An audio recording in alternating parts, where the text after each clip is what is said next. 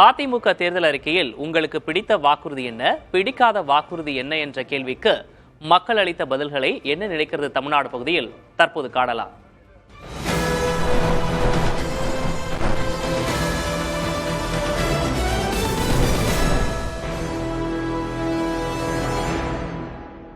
அதிமுக தேர்தல் அறிக்கையில் நிறைய திட்டங்கள் சொல்லியிருக்காங்க. வருஷத்துக்கு 3 சிலிண்டரு, 1 லிட்டரு எண்ணெய், பருப்பு, +2 மாணவர்கள் முடித்த மாணவர்களுக்கு வேலை, இது எல்லாமே சொல்லியிருக்காங்க. நல்ல அறிக்கை தான், நல்ல திட்டம் தான். பிடித்த வாக்குறுதி மகளிருக்கு 10,000 தரேன்னு சொல்கிறாங்களே, அது ஓகே. ஒவ்வொரு அட்டைதாரருக்கு 1 லிட்டர் எண்ணெயும் 1 கிலோ பருப்பும் சொல்லியிருக்காங்க. அது கண்டிப்பாக எல்லாருக்கும் அத்தியாவசியமாக தேவைப்படுற பொருள் தான். அது ஒன்றும் நல்ல அறிக்கை தான். அது அதிமுக தேர்தல் வாக்குறுதியில் எனக்கு ரொம்ப பிடிச்சது அந்த இடஒதுக்கீடு. அது 7.5 இப்போ 2.5 கூட்டி கொடுத்துருக்காங்க. அது ஒரு நல்ல வாக்குறுதி. விவசாயிக்கு பயிர்க்கடன் தள்ளுபடி செய்கிறதுல அறிவிப்பு மிக்க மகிழ்ச்சியாக இருக்குது. விவசாய கடன் தள்ளுபடி வரவேற்கக்கூடியது தான். படிச்சுட்டு வேலைவாய்ப்பு இல்லாமல் வேலைவாய்ப்பு அலுவலகத்தில் பஞ்சிருக்காங்களே, இந்த பட்டாதாரிகளுக்கு மாதம் 2000 ரூபாயும், +2 முடிச்ச ஆணோ பெண்ணோ அந்த அவங்களுக்கு 1000 ரூபாய் கொடுக்குறது ரொம்ப வரவேற்கத்தக்கது. கலைஞர் கருணாநிதி காலத்திலேயே டிவி அதுன்னு கொடுத்துருக்காங்க. அப்படிங்கும்போது இது சாத்தியமாகலாம்ல. நிறைய குடும்பத்திற்கு ஃப்ரிட்ஜ் இல்லாமல் தான் இருக்குது.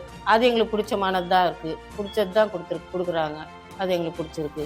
ஃப்ரிட்ஜு கொடுக்கறது எந்த அளவுக்கு சாத்தியம்னு எனக்கு தெரியல. அநேகமாக அம்மா கிரைண்டரு, மிக்சி, மின்விசிறி கொடுத்துருக்காங்க. அந்த வழியில் ஃப்ரிட்ஜ் கொடுக்குறான்றது என்னோட கண்ணோட்டமாக இருக்குது. பிடித்த வாக்குறுதி ஃப்ரிட்ஜு கொடுக்குறேன்றது பிடித்த வாக்குறுதி. பிடிக்காத வாக்குறுதின்றது 10,000 ரூபா கொடுக்குறேன்றாங்களா, அது பிடிக்கல. ரேஷன் கடையில் அரிசி வாங்குறவங்களுக்கு ஃப்ரிட்ஜு கொடுக்கலாம்னு சொல்கிறாங்க. இல்லாத மக்கள் வாழ்ந்து பயனடையலாம். ஆனால் அது எப்படி எல்லா காட்டுக்கே கொடுக்க முடியுமா? அதெல்லாம் சாத்தியப்படாது. எல்லாமே பிடிச்சது தான். மக்களுக்கு செய்கிறது, நன்மை செய்கிறவன் போது எல்லாம் பிடிச்சது தான். பிடிக்காதுன்னு ஒன்றும் இல்லை. எல்லாத்தையும் நடைமுறைப்படுத்த முடியுமா? ஆண்களுக்கு பஸ் இலவசங்கிறாரு.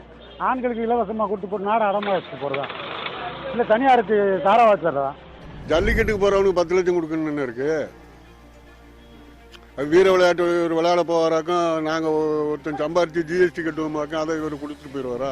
இலவச திட்டங்களால் மக்களுக்கு எந்த விதத்திலும் பொருளாதார முன்னேற்றத்துக்கு வழிவகைகளை. ரொம்ப இல்லாதவங்களுக்குன்னா கல்யாணம் பண்ணுறது, இந்த தங்குது தாள் திட்டம், இந்த மாதிரி எல்லாம் இல்லாதவங்களும் ரொம்ப பண்ணுறது தான் நல்லது. சும்மா எல்லாத்துக்கும் பண்ணுறதெல்லாம் தப்பு தான். நாங்கள் ஜெயிச்சா இதை பண்ணுறோம்னு தான் சொல்கிறாங்க. மக்கள் இலவச பொருளுக்கு ஏங்குற மாதிரியே சொல்கிறாங்க. இவரை மட்டும் இல்லை, எல்லாரும் ஓட்டு கேட்குறவங்கள மக்கள் இலவச பொருட்கள் ஏங்குற மாதிரியே சொல்கிறாங்க. அதான் எனக்கு சகிக்கவே முடியலை. தேர்தலை பொறுத்தளவு எதுவுமே ஃப்ரீயாக கொடுக்க வேணாம்.